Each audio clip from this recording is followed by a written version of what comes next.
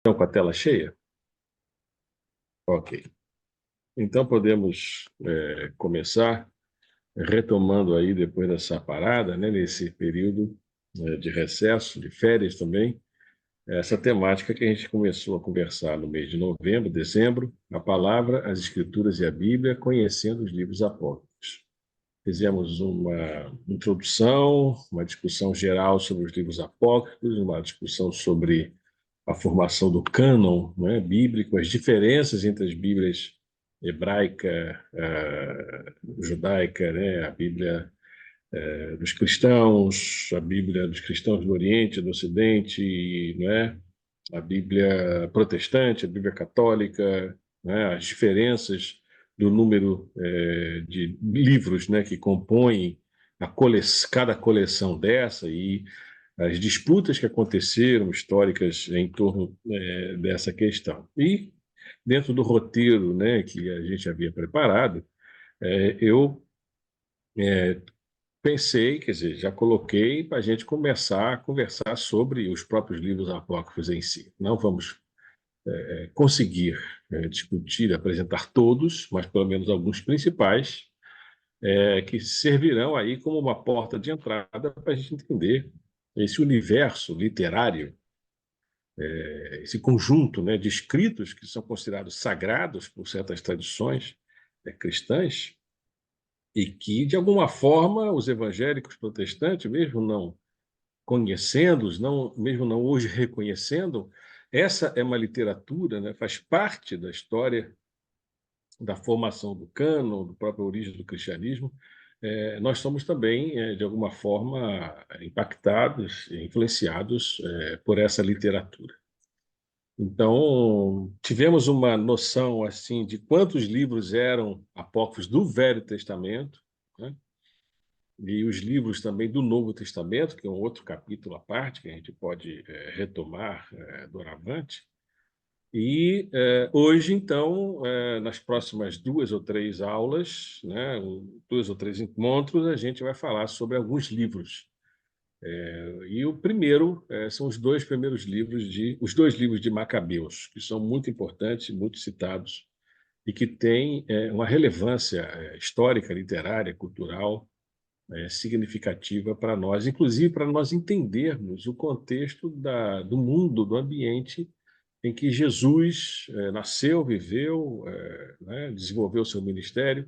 Então, esses 2 livros, né, ajudam a gente a entender muito esse universo, esse mundo em que Jesus viveu, os apóstolos e a origem da própria igreja. Eu coloquei como um subtema, para ajudar a gente a entender esses 2 livros, né, Memórias Épicas de uma Guerra Santa. E eu quero crer que essa discussão hoje, essa apresentação, essa exposição tem muito a ver com o cenário mundial que nós estamos vivendo hoje.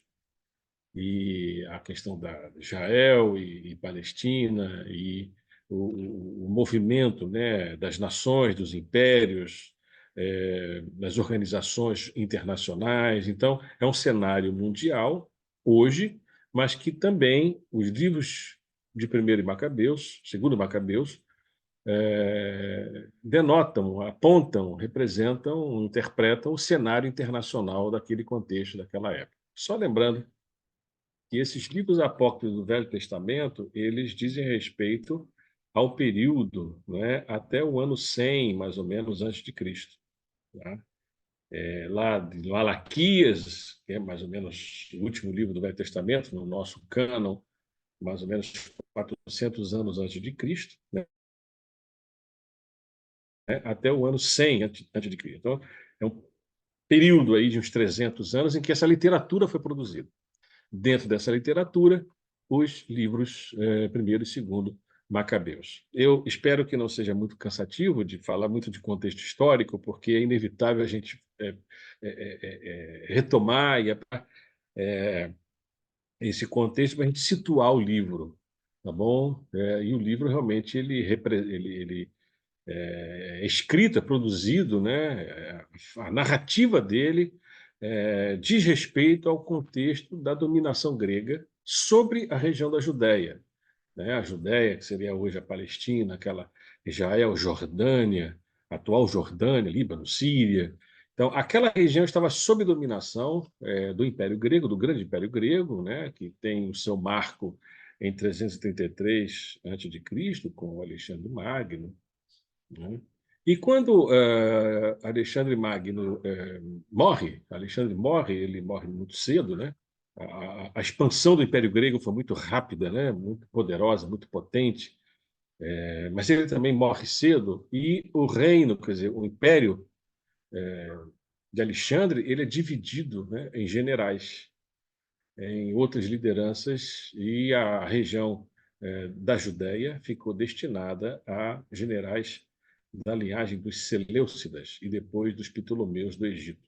Os Seleucidas da Síria e dos Ptolomeus do Egito. Então, é só para a gente dar um panorama de que o livro de Macabeus está falando sobre esse processo de a Judéia dominada pelo Império Grego, e Alexandre morre, e esses generais, esses impérios locais, acabam subjugando o povo judeu, os chamados judaítas, né, os judeus daquela região. Uma dessas lideranças que sucederam, né, vamos dizer assim, a fragmentação do Império Grego, foi justamente um camarada chamado Antíoco Epifânio, que é chamado, logo no início do livro do primeiro Macabeus, de o rebento perverso, né? E Antíoco Epifânio tinha sido um refém do Império Romano, que já estava crescendo nessa época, mas ainda não tinha dominado o mundo, né? Roma. Ele tinha uma dívida com o Império Romano, e ele foi colocado ali, ele conquistou aquela região e empreendeu um processo de helenização de Jerusalém, né? A palavra helenização significa, vamos dizer assim, a cultura grega, a língua grega, os valores gregos, como os superiores e melhores, como se fosse uma globalização. E diz a narrativa de 2 Macabeus 11:2, né, que Antíoco Epifânio reuniu 80.000 soldados com toda a cavalaria e partiu para enfrentar os judeus. Sua intenção era transformar Jerusalém em morada de gregos, submeter o templo a pagar tributo, como os outros santuários das nações, e, todos os anos, pôr à venda o cargo de sacerdote, né? Então, o livro de Macabeus ele é muito preciso em descrever o cenário do império um político local, de uma dominação militar, né? Mas também uma dominação que é cultural, a helenização, né? A imposição de uma cultura grega. E aí isso vem ao encontro das identidades locais daquela região, né? Dos judeus. Tá bom? Então, o que Antíoco Epifânio fez? Ele promoveu os Jogos Olímpicos nas terras de Israel, que eram os esportes eram feitos, né, naquela época, os homens completamente nus, e que alguns chegaram até a reverter a circuncisão por causa disso. E diz lá no relato do 1 Macabeus 1, 14 e 15: e então, acomodando-se aos usos pagãos, construíram um ginásio em Jerusalém, dissimulando a circuncisão, apostataram da aliança santa, tornaram-se parentes dos pagãos e se venderam a fazer o mal. Ou seja, o livro está denunciando a presença de um império que é opressor, profanador. Antíoco Epifânio, numa dessas Olimpíadas, claro que as Olimpíadas naquela época, né, eram dedicadas aos deuses e eram feitos sacrifícios. E um desses sacrifícios foram feitos na área do templo, do antigo templo de Salomão. E isso foi uma profanação que acendeu, que incendiou a identidade local judaica e o fervor religioso, tá? Então, ele profanou o templo, fazendo o sacrifício no altar e ameaçando as tradições dos judeus com esse processo de helenização. Agora, juntamente com essa ordem, né, de imposição, uma opressão econômica, né, porque ele privatizou a cobrança de impostos e tributos e também a venda de cargos sacerdotais. E o que acontece? Uma elite dos judeus da terra de Israel se alia a Antíoco Epifânio. E aí você tem uma parcela da população que vai se revoltar contra essa aliança, tá bom? Contra essa aliança. Logo no capítulo 1, por exemplo, o início da narrativa do primeiro livro de Macabeus dá o tom do livro ao descrever as conquistas de Alexandre o Grande e seu projeto imperialista em 3 dimensões. A força bélica, tá bom?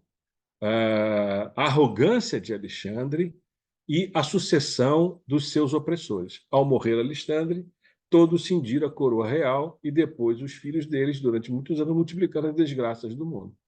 Em síntese, a terra de Israel, sob o domínio de Alexandre e seus sucessores, ela se revolta contra essa dominação que ameaçou a sua própria identidade política, e nós tivemos, então, os conflitos e uma revolta popular, né? Uma resistência organizada por um grupo que se autodenominou de Hassideus ou Hassidim, né? E que foi liderado pelos filhos de Matatias, né? Um deles, o principal, é chamado Judas Macabeu, que a palavra Macabeu é também o martelo, aquele que bate, né? Então, o que aconteceu? Um movimento religioso presente tanto na cidade como no campo, agregando ricos e pobres, de pessoas apegadas à lei e contrária àquelas mudanças, aquela paganização dos costumes, aquela ameaça dos costumes. Os macabeus, então, por essa dinastia dos Hassideus e Hassidim, se revoltam e organizam uma revolta popular por meio da violência, mas essa revolta popular motivada por um ideal de liberdade, o ideal de devoção, de apego à lei, de defesa das tradições, de recusa daquela, vamos dizer assim, daquela modernização, daquela globalização, e de defesa de uma ética também social, porque havia uma opressão sobre essa população. Só para adiantar a importância dos livros de Macabeus, os Hassideus ou Hassidim são precursores dos fariseus, lá do tempo de Jesus, tá bom? Por isso que é importante a gente, de alguma forma, retomar esse transfundo histórico.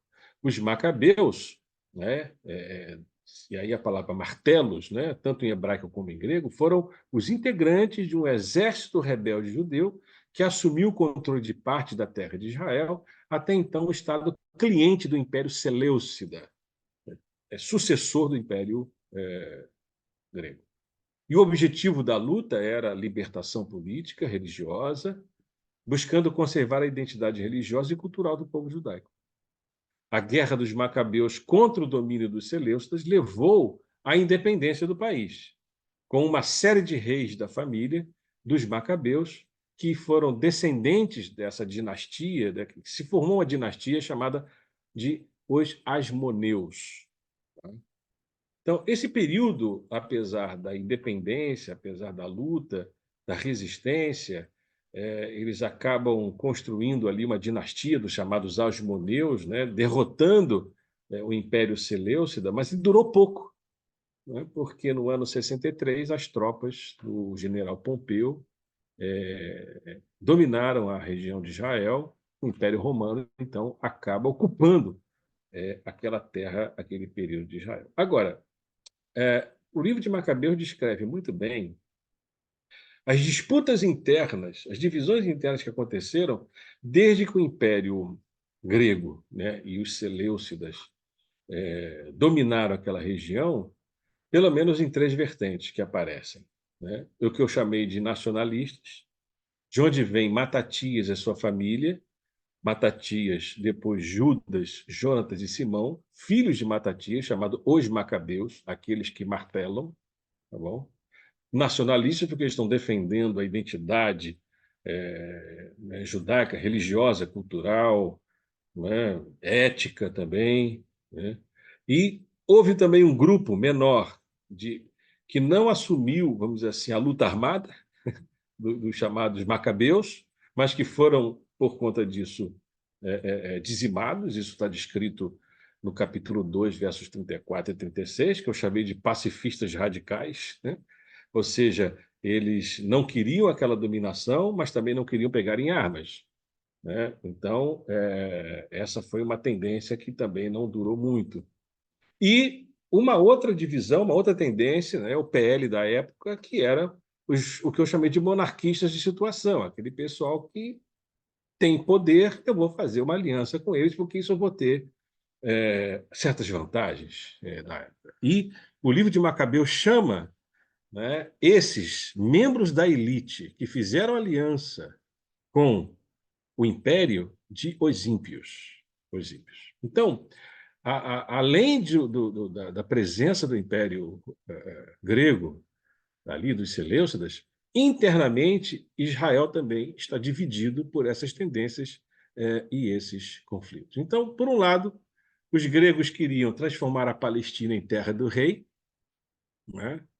Arrecadar dinheiro para pagar a dívida externa, incrementar o comércio lucrativo de escravos, tornando o povo de Israel escravizado, acabar com etnos e transformá-lo em polis, ou seja, acabar com aquela cultura local, né, com aquela identidade restrita, né, mas transformar numa polis no modelo grego, quer dizer, globalizada, cosmopolita, elitizada, né, baseada na mão de obra escrava. Esse era o modelo de polis da época que o Império Romano também vai herdar. Tributar o templo, quer dizer, transformar o templo numa central de arrecadação de impostos. Isso, de fato, vai acontecer quando a gente encontra Jesus lá, entrando no templo e fala assim, destrua esse templo, em 3 dias eu reconstruirei. E o templo, né, ele expulsa os vendilhões do templo como um sinal profético de que o templo tinha se tornado uma aliança com o mercado, né, religião e mercado juntos. Então, queriam leiloar, ano após ano, o cargo de sumo sacerdote, ou seja, o chamado pecado da simonia, né? A venda de cargos eclesiásticos. Isso vai acontecer depois com a Igreja Católica Romana no período da Idade Média. Se vendia cargos, né? As famílias mais abastadas tinham recursos para terem seus cardeais, seus bispos, até papa, né? Isso já estava, de alguma forma, colocado aqui, né? E quebrar a resistência do povo. Por outro lado, a resistência, né, dos macabeus era uma resistência motivada pela fé em Deus, isso está muito forte no texto, na narrativa. Eles defendiam a lei, o templo, a cidade, a pátria, o direito do cidadão, né? Lutavam contra a exploração do tributo, porque eles eram massacrados com a carga de impostos sobre a produção, sobre o trabalho. Lutavam contra a ameaça da perda da terra e também uma afinidade e solidariedade com os seus conterrâneos. Tá bom? Então, o primeiro livro de Macabeus descreve os acontecimentos que dão nesse período, que vai de 175 a 134 a.C. E o livro de Macabeus, embora descrevendo um período do ano 175 a 134, ele é escrito depois, mais ou menos no ano 100, no governo dos Asmoneus, que são descendentes dos Macabeus. Tá bom? Uma dinastia que se impôs na região e que colocou sobre aquela região certas regras morais, determinações raciais, também de exclusão, de expulsão dos opositores, com desejo de expansão territorial. O que aconteceu? Os macabeus, entre aspas, libertam a terra, mas eles se tornam opressores, né? E aí o livro de Macabeus mostra muito bem essa contradição de uma guerra de libertação que teve tantos desgastes, a conquista da terra, né? Mas, ao mesmo tempo, eles recolocaram, reinventaram ou repetiram as mesmas lógicas, as mesmas práticas que outrora eles tinham lutado contra. Então, o livro de Macabeus é muito interessante, que mostra essa contradição. É como se fosse um partido revolucionário que, quando assume o poder, ele vai repetir as mesmas práticas contra aqueles que eles lutaram, né?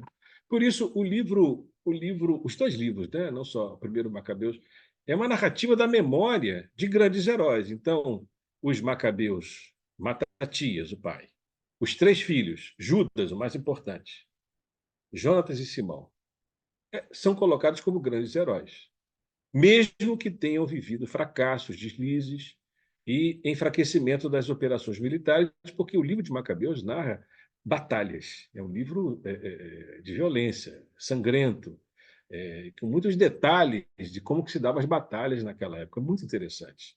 E de derrotas, né? Mas também de um desgaste do imperialismo daquela região que não conseguiu se reproduzir porque houve resistência.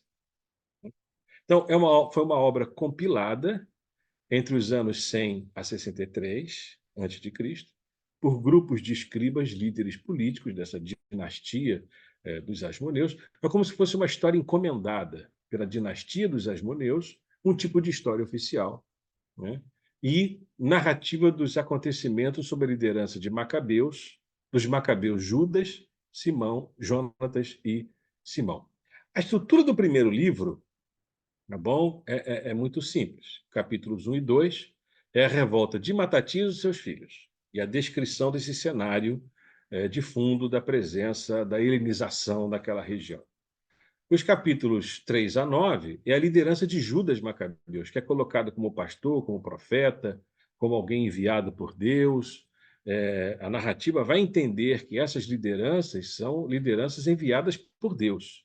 A liderança de Jonatas, o irmão, e depois a liderança de Simão, que é o outro irmão. Então, todo o livro, que são 16 capítulos, é a narrativa das lideranças desses macabeus, desses martelos, que conseguiram resistir e garantir a preservação da identidade cultural religiosa daquela época, mas que posteriormente reinventaram uma forma também de opressão, né?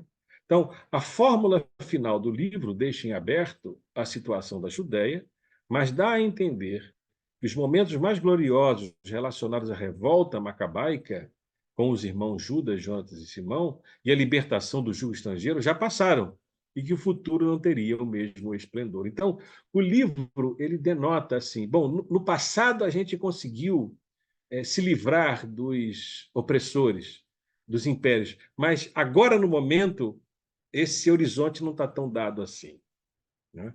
É uma leitura realista do livro de Macabeus, né? E aí, a gente dá uma. Se eu estou indo muito rápido, depois a gente retoma algumas questões. O livro de Macabeus ele foi, então, por conta dessas características da sua violência, da sua narrativa, das suas condições de escrita, inclusive política e ideologicamente, né, bem demarcados, né?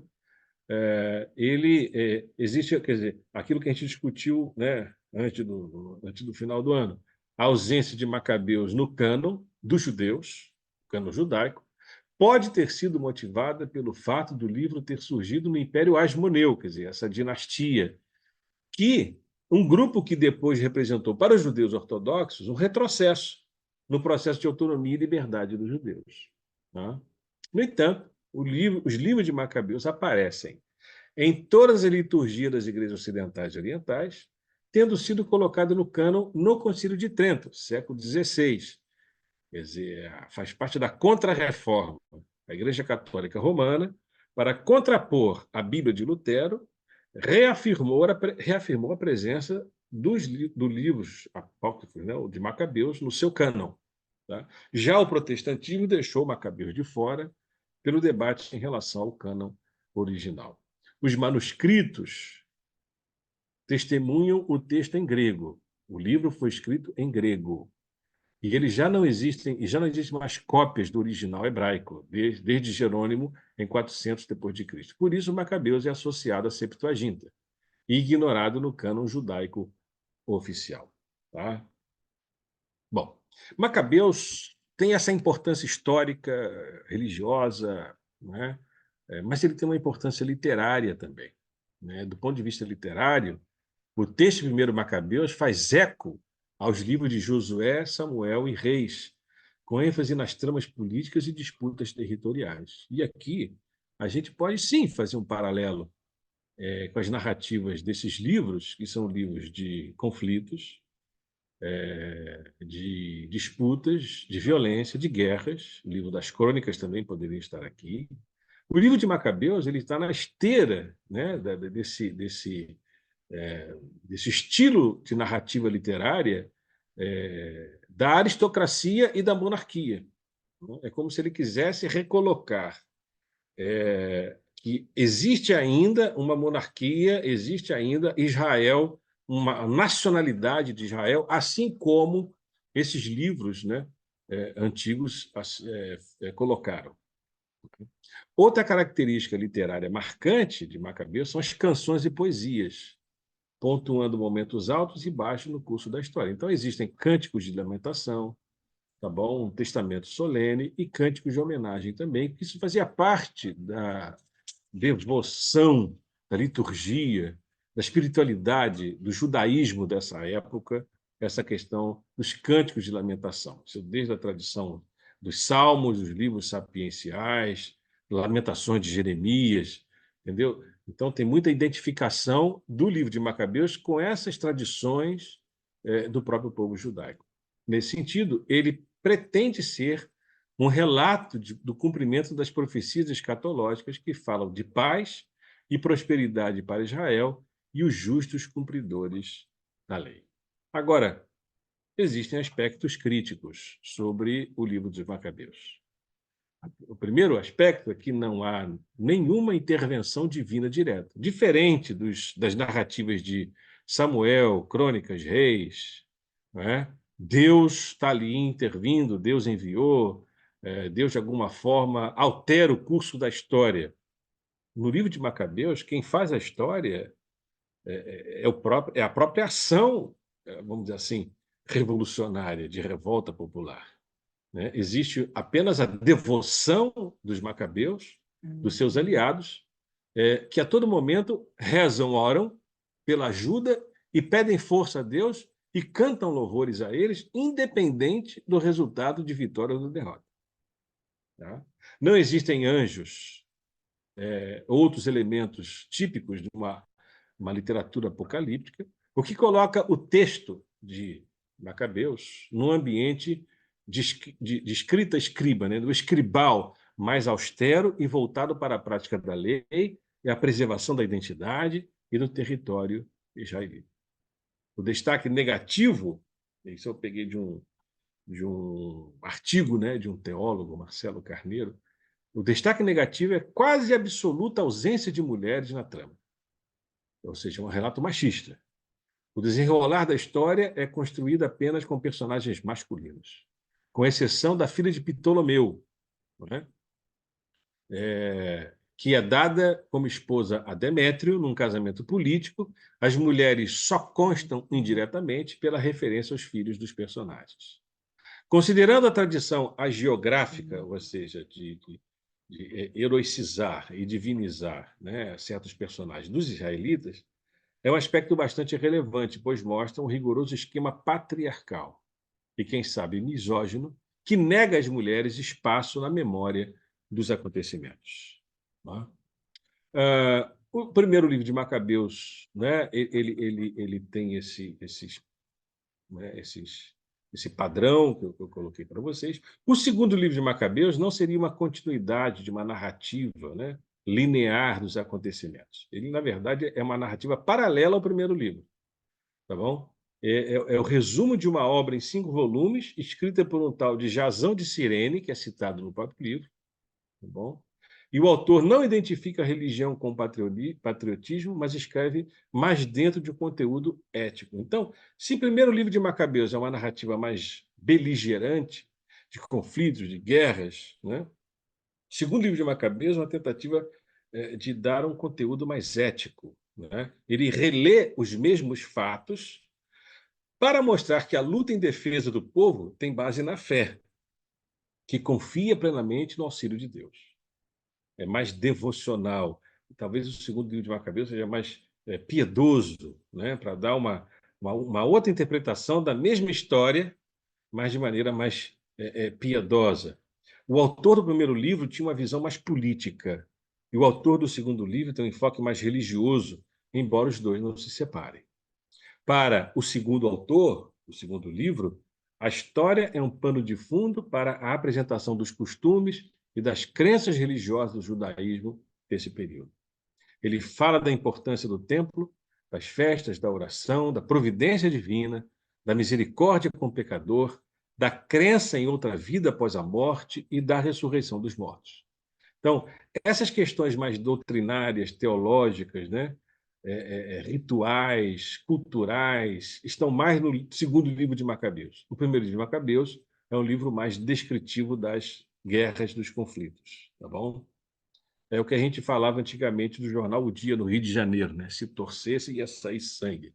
Então, é por aí. E eu coloco aqui algumas questões em aberto, né, para a gente conversar, para a gente discutir. Primeiro, e esse é um grande divisor entre protestantes e católicos, de aceitarem ou não o livro de Macabeus, é que a Igreja Católica Romana vai ancorar a sua doutrina do purgatório, da intercessão pelos mortos e a crença na ressurreição e do orar pelos mortos em passagens do segundo livro de Macabeus, né?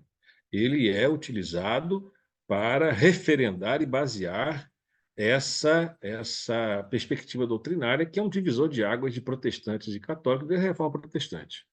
Tá bom? Ou seja, a Igreja Católica utiliza essa fonte, dentre outros argumentos teológicos, para falar da existência do purgatório. E seria muito interessante a gente ler essas passagens para a gente ver como é que aparece ali né, essas teologias predispostas, né? A questão religiosa também, né? Temos uma história de luta e de esperança em busca de liberdade e da retomada da terra, mostrando o contexto e a importância desse momento histórico para a formação da identidade judaica. Por isso, o livro inspira lutas pela liberdade e pela vida, resistindo à opressão e às injustiças. Só para assim, pontuar aqui como o quanto que a teologia da libertação, né, valeu-se muito da narrativa dos Macabeus como fonte inspiradora de lutas, né, de conquista, de resistência popular. Tá bom? É uma questão também histórica, e aí eu já retomo ao que eu falei, né, do início, o quanto que esse cenário descrito pelos Macabeus, pelos livros de Macabeus, são preparativos do ambiente religioso, político e cultural onde Jesus nasceu e viveu e desenvolveu seu ministério. Então, aquelas seitas religiosas partidos religiosos que nós vemos no tempo de Jesus, saduceus, fariseus, né, são desdobramentos dessa configuração político-religiosa das guerras dos Macabeus, né? Tanto é que a palavra fariseu ela vem dos assideus, dos hassidim, que significa os puros. Os fariseus são os puros. Só que os fariseus têm uma configuração muito típica da sua época que vai ser combatida por Jesus diretamente. Quer dizer, uma ética que se torna um moralismo, não é? Uma leitura estreita da lei, né? Uma coisa que Jesus vai criticar e que o cristianismo, ou seja, o evangelho, né? Vamos falar de evangelho, foi muito uma contraleitura desse farisaísmo, né? O evangelho não é o farisaísmo, não é essa atitude com relação à lei. Então, é muito importante esse cenário, né, que antecede o movimento de Jesus, né, como diria Eduardo Honert, o movimento de Jesus, e como que em 63 essa região é dominada pelo Império Romano, que consolida a sua conquista, as suas conquistas, né, no entorno do Mediterrâneo, e Jesus nasce num mundo controlado por Roma, mas helenizado desde Alexandre o Grande, mas com resistências. Então, os essênios, que vão aparecer depois, os zelotas, que vão aparecer depois, são desdobramentos desse mundo em confluência, das guerras dos impérios, não é? E de guerras santas sendo levadas adiante. O livros, e aqui eu encerro, os livros de Macabeus, teria alguma mensagem, né, para a gente se apropriar, pensar? Né? A mensagem da libertação como uma ação, eu usei a palavra devocional, mas pode ser a palavra piedosa, né? Em direção a Deus. Quer dizer, lutar pela emancipação é lutar, é viver em direção a Deus para construir um ideal de paz e de justiça. O livro de Macabeus, na sua perspectiva ética e teológica, né, fala o seguinte: a luta é a devoção a Deus. Né? E essa é uma questão para a gente pensar. Muito interessante, porque ela pode ter muitas ambiguidades aí. O livro de Macabeus chama a atenção, desde o primeiro capítulo, o perigo da soberba e da tentação do poder. Porque ele vai falar assim: Alexandre o Grande conquistou o mundo, mas pela sua soberba ele caiu. Assim também, a dinastia dos Macabeus conquistaram, libertaram a terra, mas eles caíram na tentação do poder. Uma leitura muito interessante e realista. Então, por final, a mensagem de que a resistência é uma forma de servir a Deus na história. Muitas outras questões ficam em aberto, foi só uma introdução, uma tentativa de trazer o livro de Macabeus mais perto da gente. Tá bom? Então, é isso. Ficamos por aqui, vamos discutir e vamos conversar.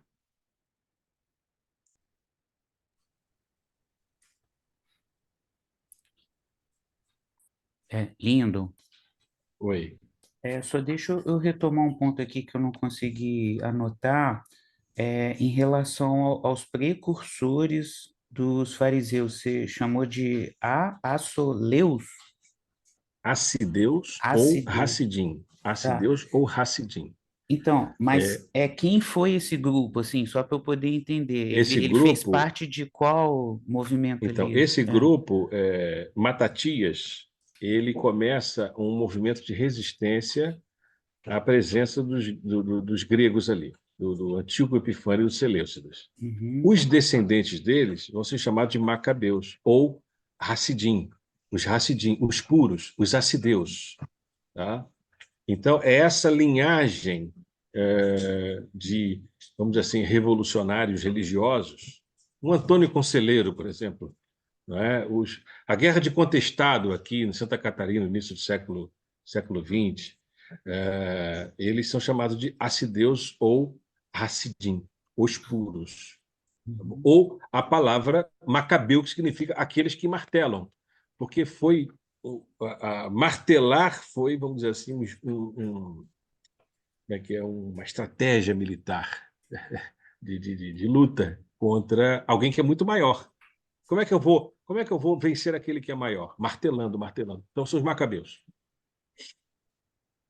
Tá, eles fazem parte, então, desse grupo dos nacionalistas? nacionalistas. Tá, São entendi. nacionalistas que querem, na verdade, libertação pela via da violência.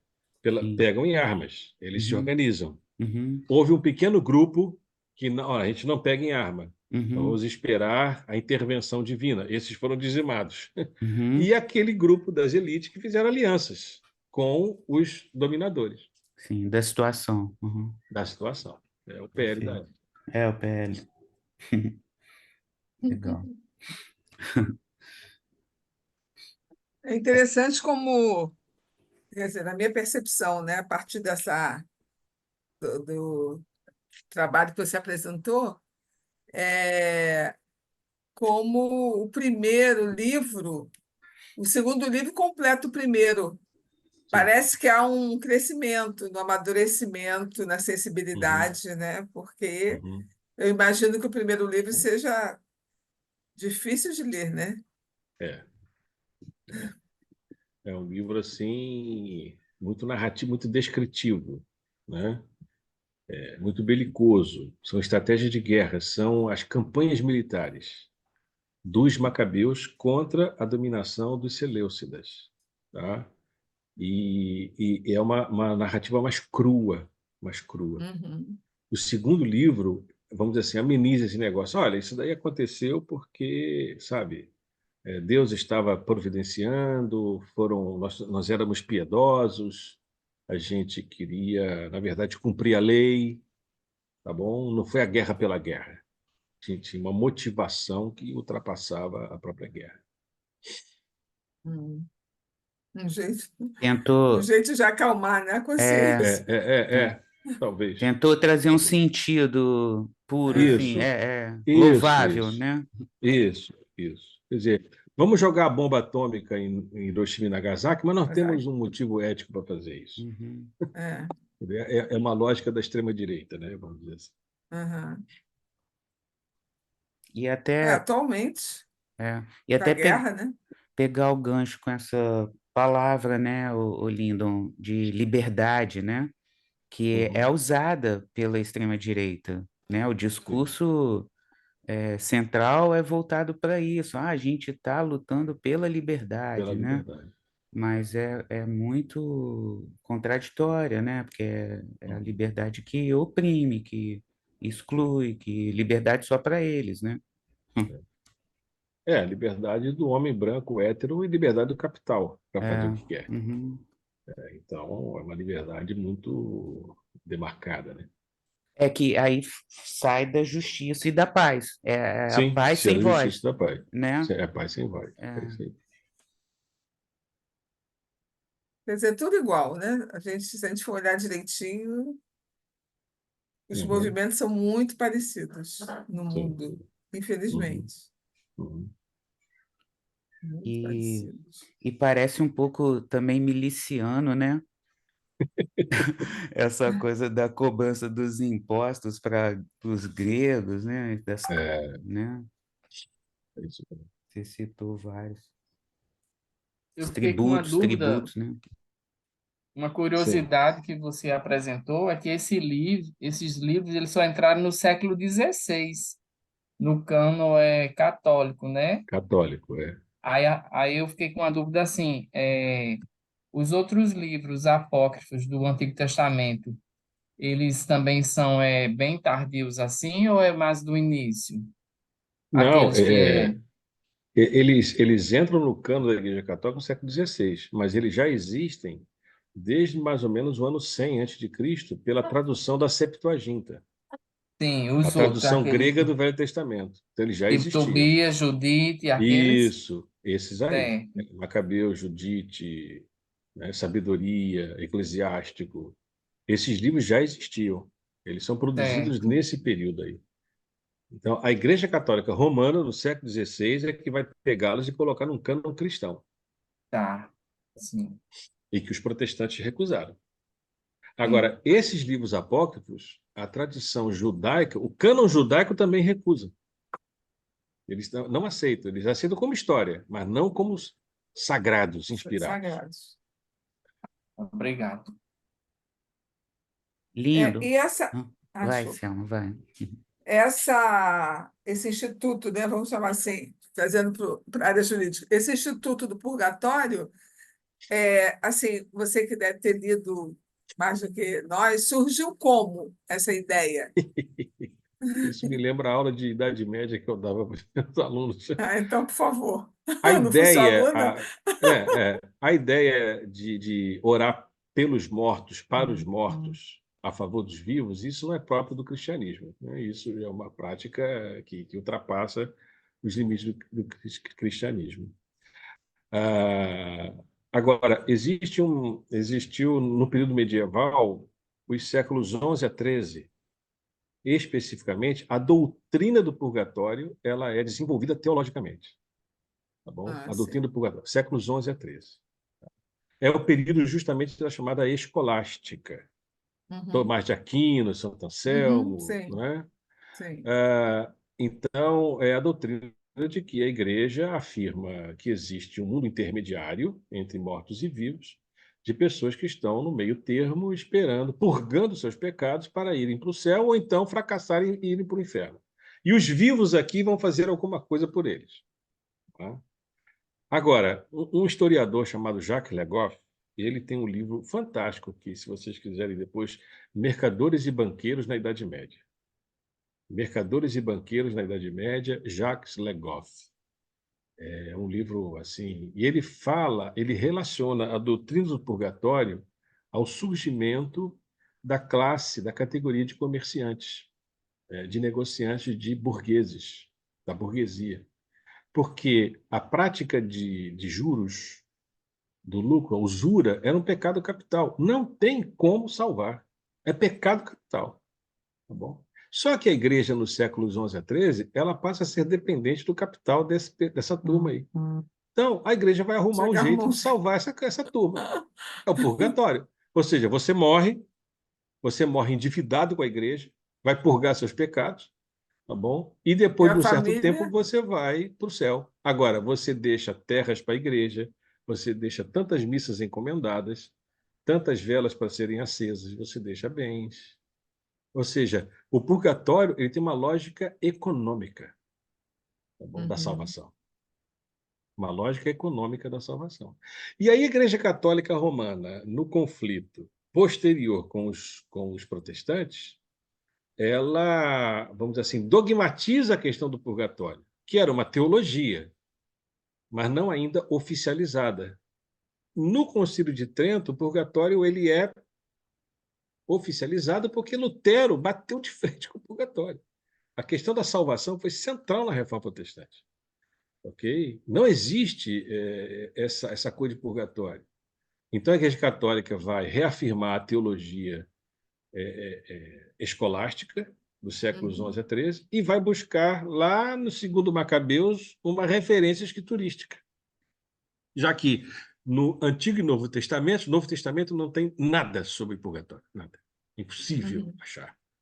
Então, vai achar nos livros apócrifos, na tradição da Igreja, e como que a tradição teológica escolástica sedimentou a ideia de intercessão dos mortos, que os santos podem ouvir as orações. Essa ideia de que os santos ouvem as orações vem lá do período antigo da igreja primitiva, não do primeiro século, mas do segundo, terceiro, quarto séculos. Bom, então é possível ter contato com os mortos, né? Se foram pessoas boas, foram pessoas íntegras, que foram santas, foram direto para o céu, elas podem ser intercessoras ao lado de Jesus e de Maria. Aí os protestantes falam assim, está vendo aí? Mais um motivo da gente não aceitar os livros apócrifos. Mais um motivo. Imagino a treta, hein? Nossa, durante séculos isso rolou. É, imagino. É, era uma questão fulcral, né? Sim, sim. Quando o Lutero fala que a salvação é pela graça, ele está mexendo com todo o sistema. É, exatamente. Eu ia O falar isso, sistema, a graça não entra, né? a graça não entra. É uma É. negociação que você faz com Deus. E a Aliás, graça. a Pode graça falar. entra em que aspecto? A igreja é detentora da administração da graça. Por meio do quê? Dos sacramentos, Não. Aham. os 7 sacramentos. Então, a igreja administra do nascimento até a morte, ou seja, do batismo até a extrema-unção, né, os 7 sacramentos, a igreja administra toda a vida do indivíduo na terra, enquanto vivo. E quando ele morre, ela também administra uma economia da salvação. Fora da igreja não há salvação. É isso. É. O Lutero vai falar, sim, fora da igreja tem salvação se for pela fé do indivíduo. Então, ele está ameaçando todo o sistema teológico, mas que é também econômico e político. Ô, lindo. E E para e para nas quem indulgências, ele atacou a questão do purgatório. Sim, pode e falar. para quem não tinha dinheiro, estava frito, né? Aí estava frito. Estava frito. Era uma forma de opressão, ou seja, como é que os pobres se salvavam? Os pobres se salvavam por meio do trabalho. O trabalho como forma de purgação dos pecados, de penitência, a partir das penitências. Então, o período medieval é marcado por peregrinações, autoflagelações, mutilações do corpo, a busca de uma vida pura, perfeita, o abandono das coisas do mundo, Ou seja, os servos, os pobres, os trabalhadores, eles ficavam assim na busca permanente de tentar diminuir o seu tempo no purgatório o máximo possível, mas não tinha como. Eles não tinham dinheiro. O que eles tinham? O corpo. Então, o corpo vai me salvar. Então, eu vou flagelar esse corpo, eu vou culpar Nossa. esse corpo, eu vou, se possível, até matar esse corpo, tá bom? Essa é uma questão, assim, Michel Foucault vai falar a questão do corpo, né? Como que a economia do cristianismo colocou o corpo no centro. E aí, as representações medievais do corpo de Jesus, né? Do corpo de Jesus na cruz, o corpo mutilado, o corpo doído, o corpo ferido, o corpo que não tem prazer, o corpo esvaziado, magro. Esse é o corpo que vai ser salvo, que é o corpo de Jesus. O corpo de Jesus. Então, a pregação de Lutero mexeu também com todo esse imaginário, né? Colocado de maneira muito forte. Quando Lutero fala que a salvação não é pelas obras, ele está mexendo com um sistema teológico erigido em cima dessa premissa, de que é sim pelas obras. Agora, a igreja que dá a graça, não é você que acha a graça. A igreja Mas que o vai doar a poder da graça a você. igreja fica Isso. potencializadíssimo, Potencializado. né? Isso mesmo. Então, é algo assim, vamos dizer assim, eu diria até estarrecedor, mas isso é história, né? Isso é história. E os livros apócrifos, que não tinham nada a ver com isso, eles são trazidos para um cenário de disputa teológica, para referendar o poder da igreja, né? A vida após morte, né? A oração pelos santos e outras características, né? Desse período. E aí a gente observa o seguinte, que o latim deixou de ser a língua da missa, né? Os padres Sim, passaram a falar de frente, não de costas, mas essa questão da missa pós-morte, missa de sétimo dia, e não, isso continua, isso né? Do continua, mesmo jeito. isso continua, Que isso coisa. continua. Após o Vaticano II, muitas mudanças aconteceram, a É, igreja se modernizou. Mas o que a gente chama de igreja tridentina, a igreja de Trento, essa igreja tridentina, ela ainda subsiste, ela ainda está presente e, e ela não vai assim acabar tão cedo, né? Vai acabar tão cedo. é.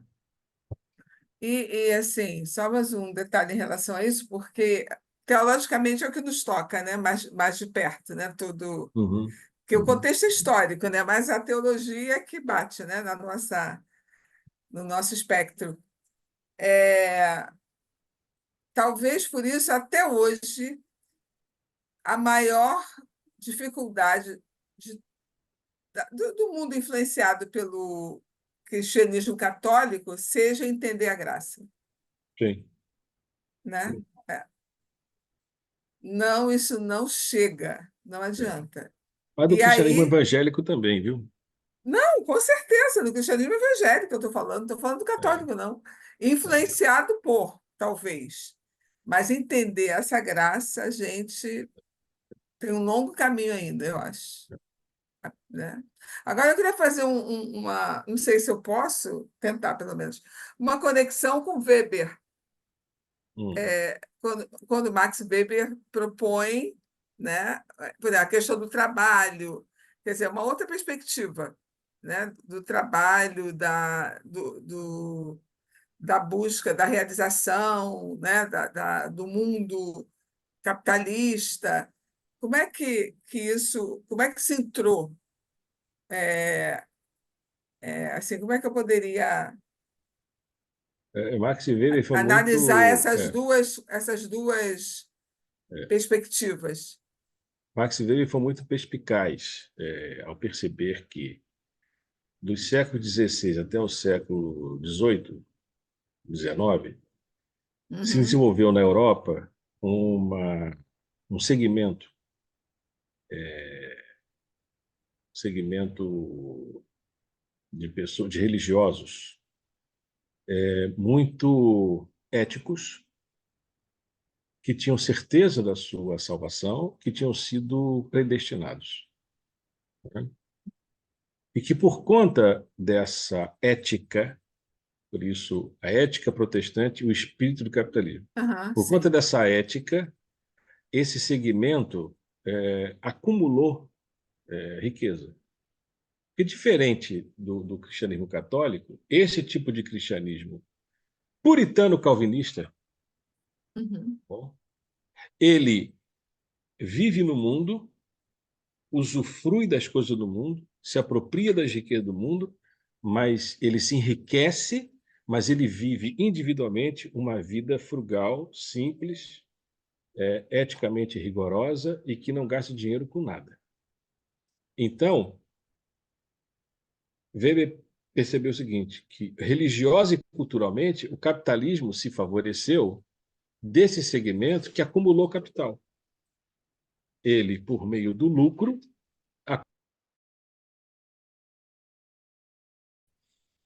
então, essa ética religiosa favoreceu ao surgimento de um sistema capitalista. Não somente essa ética, outros fatores também. Daí a relação entre protestantismo e capitalismo. Mas qual protestantismo? O protestantismo calvinista,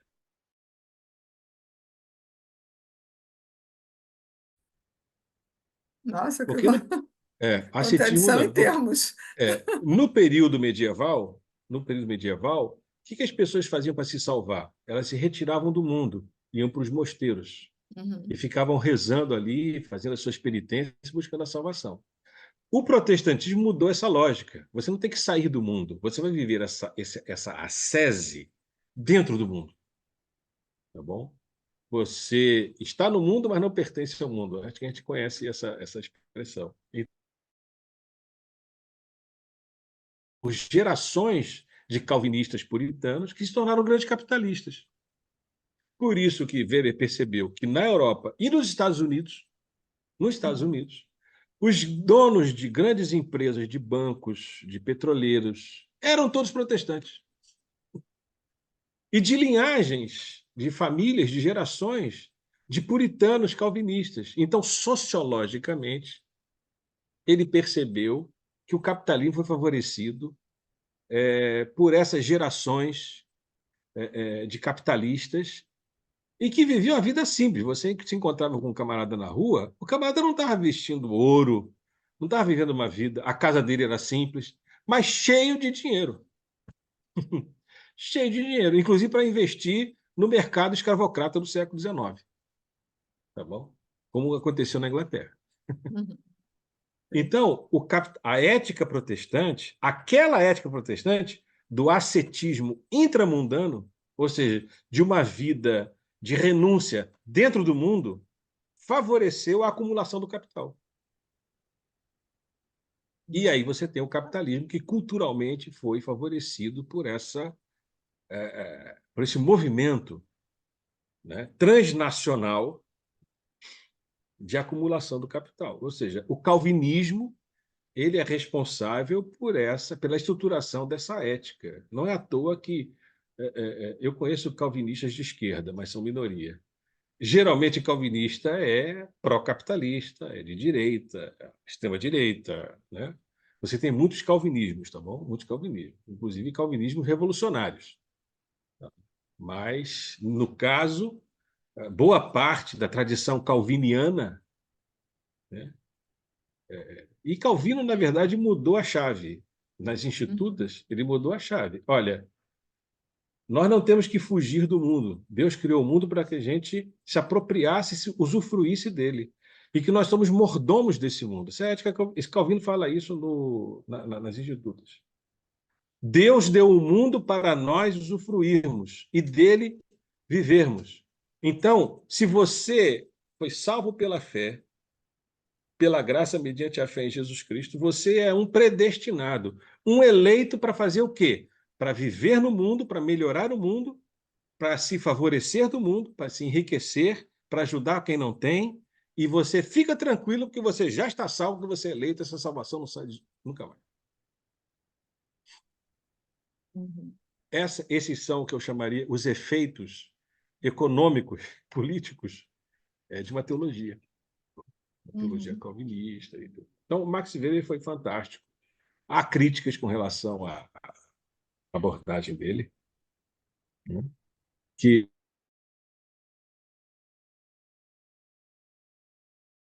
religião, cada religião tem uma ética econômica. Então, ele compara a ética do judaísmo, a ética do islamismo, a ética do budismo, a ética do confucionismo e a ética protestante. O livro dele é Uhum. fantástico. Cada ética das outras religiões são éticas econômicas muito interessantes, mas nenhuma delas proporcionou o advento do capitalismo. Só a ética protestante. Nesses termos que ele coloca, que são questionáveis também. Uhum. Entendi. Quer dizer, um outro caminho, né, em relação ao que É, influenciou a Igreja Católica, né? é, Quer dizer, vai no outro é, que a Igreja é, Católica queria para ela, né? é. E ele, O contraponto ao pensamento do Weber é que o capitalismo também se desenvolveu em regiões católicas. Por exemplo, a região da Itália, por exemplo. é verdade. Ela nunca foi protestante, é uma potência É capitalista. verdade, é verdade. Bem, Né? bem, bem observado. É.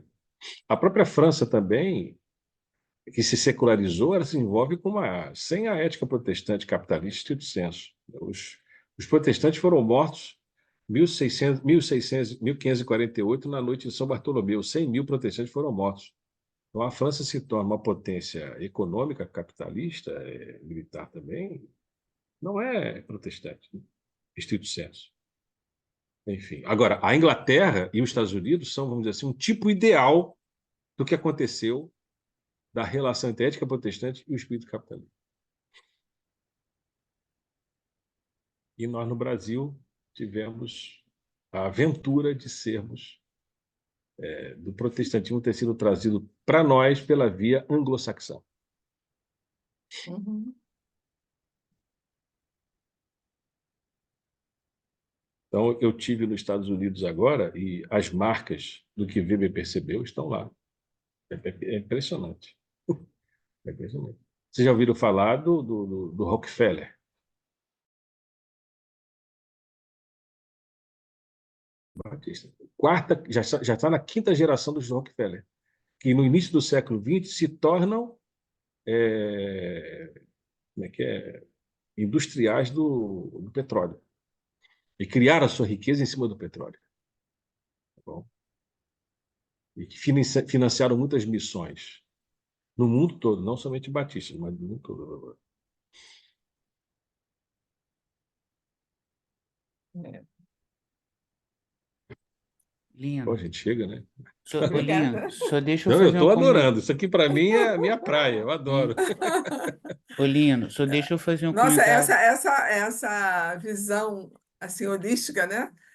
Fantástica, porque você vai juntando as peças, as informações que você tem, né? Elas vão formando um quadro e você vai Uhum, entendendo uhum, como isso foi acontecendo no mundo afora, né? E o que faz até, e a gente conscientemente internaliza sem saber nem direito de onde vem, né?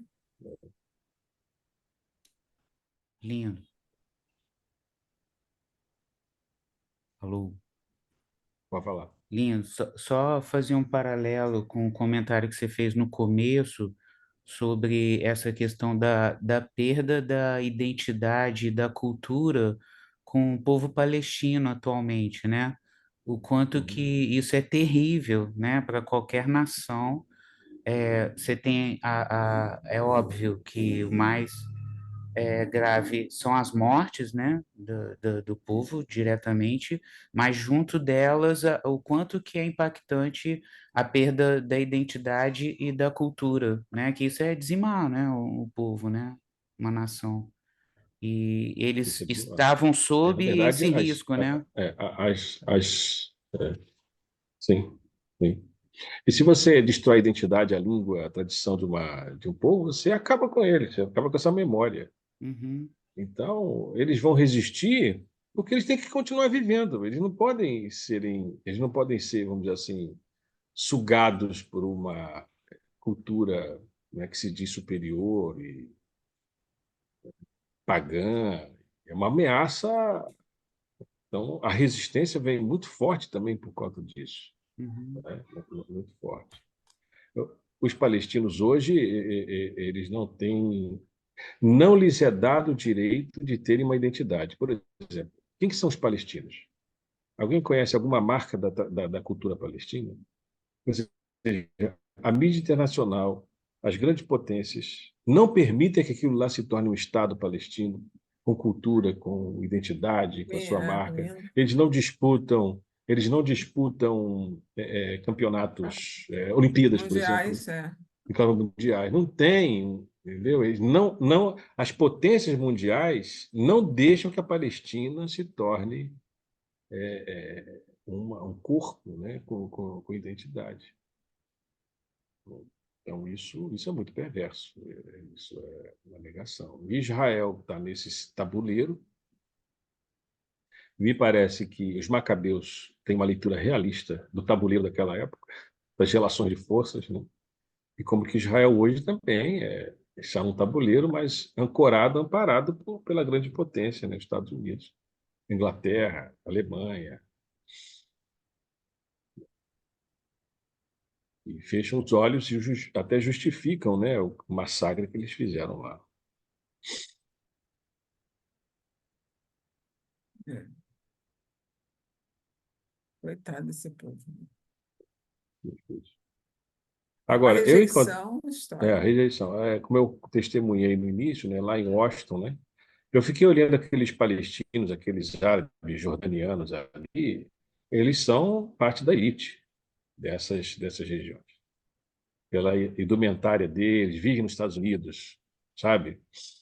Ali em Filadélfia, por exemplo, tem mesquitas, você vê pessoas andando na rua com trajes típicos, né, da religião islâmica, mas muito, muito distintos, muito. Existe uma elite, e é essa elite que está fazendo pressão. O povo trabalhador está morrendo lá na Palestina. O povo trabalhador está morrendo na Palestina. Assim como também é o povo trabalhador de Israel que está sendo massacrado pelo Netanyahu. Uhum. Isso aí é uma outra discussão. Ô, gente, Eu eu queria espero fazer que uma tenha última sido. pergunta, Sim, sim, pastor vamos lá. Lindo, para fechar. É. É, até aqui, você nos apresentou a importância, a beleza também desses livros e como eles foram surgindo, os apócrifos. Aí a minha pergunta é assim, mais pastoral. É, na sua opinião, a gente pode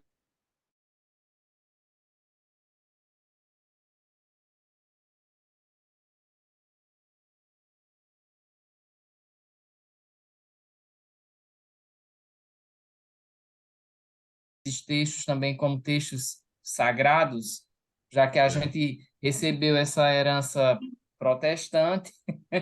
que não pode mexer nesses livros, e do Novo Testamento, que você ainda vai, nas próximas aulas, falar, tem muita coisa bonita, né? Eu tenho aqui um livro do Frederico Lourenço, Os Evangelhos Apócrifos, que ele faz Uhum, toda uma uhum, coletânea uhum. de textos e cartas, é muita coisa, muita coisa. Quando chegar nessa fase aí eu vou mostrar também, assim, que eu...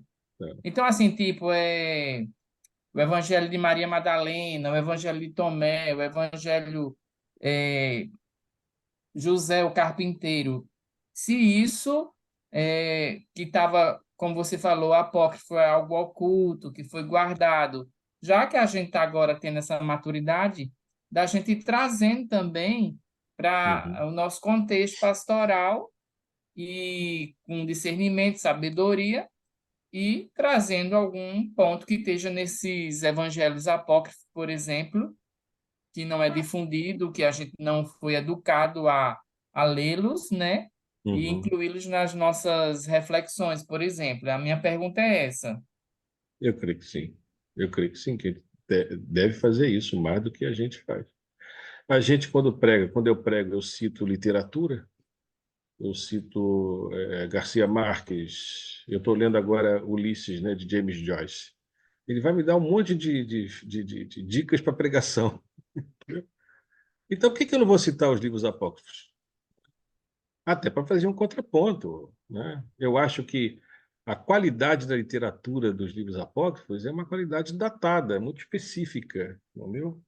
Eu posso considerá-los sagrado, não no mesmo pé de igualdade do cânon. Posso até ter esse direito, mas eles têm uma importância da tradição. Eles têm uma importância da tradição, A né? Eu luta lembro foi até legítima, né? Sim, sim. Vamos Eu ver lembro até de uma piada que dos contavam no Macabeus, por seminário, exemplo, né? uma piada que contavam no seminário de um presbítero que foi fazer um casamento, e abriu um livro de Macabeus. Aí todo mundo foi procurar a Bíblia e falou: "Ah, não adianta procurar, não, que essa Bíblia de vocês não tem esse livro." Entendeu? Então, o livro são livros preciosos, livros importantes. Agora, existe toda uma carga, né? A gente sabe disso, teológica, de vigilância, de uma ortodoxia, né? De uma teologia, de uma doutrina, tá bom? Que estão consagrados, né? Ou consagradas, essa carga está consagrada. Então, se eu for ler esse livro sobre esse texto do Purgatório, por exemplo, que eu deveria ter citado aqui, tá bom? E aí, como é que fica, pastor? A gente pode, então, orar pelos mortos? Vai surgir uma pergunta na igreja. Mas não, irmãos, à luz do Novo Testamento, eu acho que o Novo Testamento tem uma singularidade, uma supremacia, não somente com relação aos livros apócrifos, mas com relação a todos os outros livros, inclusive do Velho Testamento. Há coisas do Velho Testamento que a gente lê, do nosso, né, que eu não posso concordar com aquilo.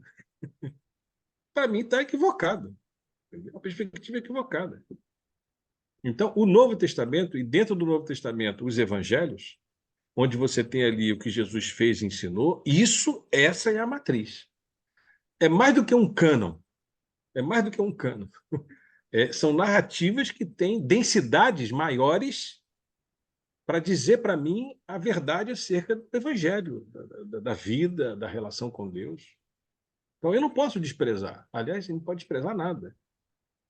O próprio Paulo, lá, a Tito, né? Ele cita a literatura dos cretenses. Tá? O livro de Judas, por exemplo, no Novo Testamento, é um livro situado dentro da literatura apocalíptica judaica do primeiro século. Cita o livro, inclusive cita um outro livro apócrifo, que eu acho que é Miguel, alguma coisa assim, que estava lá lutando contra os anjos. Isso está num livro apócrifo do Novo Testamento. Então, o próprio Novo Testamento canônico nosso faz referência aos livros apócrifos. Então, a gente perdeu um pouco o medo, mas também não tornar isso uma panaceia, né? Agora, vamos... Não, espera aí, tem muita Tem, carga aí por trás. compreendi. É, Tem. Ter sabedoria e sabedoria, discernimento, discernimento. E eu sim, acho que sim, a ICT ela tem liberdade de ousar fazer isso, sim, sim. entendeu? Por isso que Eles eu têm que ousar fazer perguntei, isso. É por muito conta do sábio, muito lugar que a sábio. gente está, entendeu? É Claro. por isso. Se a gente disser um Obrigado, negócio viu? desse numa aula de seminário teológico fundamentalista, você está fora da instituição no outro dia. Entendeu? Ontem eu É. estava numa live e a pessoa perguntou: mas nós podemos falar no púlpito sobre questões de identidade, questão de racismo, feminicídio? Não pode, deve falar. Não, mas isso ainda desviar o propósito? Não, pelo contrário, está dentro do propósito do Evangelho. Isso, para nós da ICT, já está resolvido, mas para o mundo evangélico não está. Não, É como se existisse uma narrativa etérea, metafísica, assim, espiritualizada, e que você tem que fazer parte disso, dessa névoa, né, religiosa, imagética, e você acha que a verdade ela transita nessa estratosfera do religioso, não está no chão concreto da vida, sabe?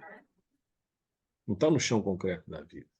E isso para mim é um grande desafio hoje do mundo evangélico protestante, sair dessa estratosfera, ou dessa bolha, né, imaginária. E eu acho que um dos caminhos é redescobrindo as Escrituras, relendo as Escrituras, porque todas as vezes na história do cristianismo em que se releu as Escrituras foram relidas, você teve mudanças sistêmicas, paradigmáticas. Então, eu ousaria até dizer que a ICT pode contribuir na sua grandeza pequena, de uma igreja pequena, uma comunidade pequena, em mudar o eixo das coisas, mudar o paradigma, de mudar a lente, virar a chave de algo que está acontecendo que assim, vai explodir daqui a pouco ali na nossa frente. Nós somos semeadores. Eu gosto muito da parábola do semeador. O semeador saiu a semear. Ponto. E o que ele semeou foi caindo. Pá. Aí as coisas foram acontecendo. Eu acho que é essa vocação da ICT, ser semeadora. Não para ela, não para ela, mas para o mundo. E isso é reencontrar uma vocação legítima, neotestamentária, né, centrada em Cristo Jesus e nos apóstolos. Não é um projeto de poder religioso, é uma comunidade. Só isso. Isso basta. A vocação da igreja é ser igreja. Só isso.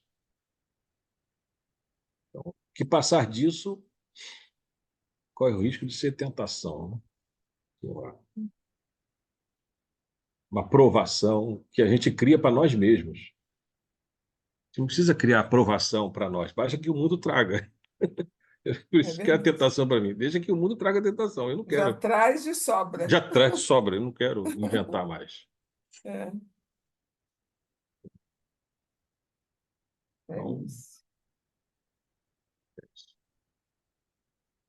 sejamos apocrifamente inspirados por Deus. A gente agradece, viu, Pastor Lindo, Ótimo. por Eu que agradeço. essa Isso tão aqui, para mim, é rica uma terapia. conversa, esse estudo. É Então, muita eu informação. nunca tinha ouvido nada assim tão organizado e didaticamente exposto, detalhinha Aloysio, da história, né, sobre É muita esses informação que a gente livros. não tem como processar é muita nessa coisa, né, horinha que a Aloysio? gente vê aqui, não. É muita coisa. É muita A gente, coisa, né? a gente precisa parar e rever essas coisas todas, porque é demais. É. Só queria falar o seguinte, que se o pessoal que tinha dinheiro naquela época não procurava ostentação, os que têm hoje ostentam absurdamente, Isso. né? Então tem uma Eu ia diferença falar bem isso, marcante. exatamente Perfeito. isso. Eu ia falar Perfeito, isso. Aloysio. Perfeito. Essa turma da teologia da prosperidade não tem nada a ver com a ética protestante, calvinista. Não querem saber disso. De jeito nenhum. É.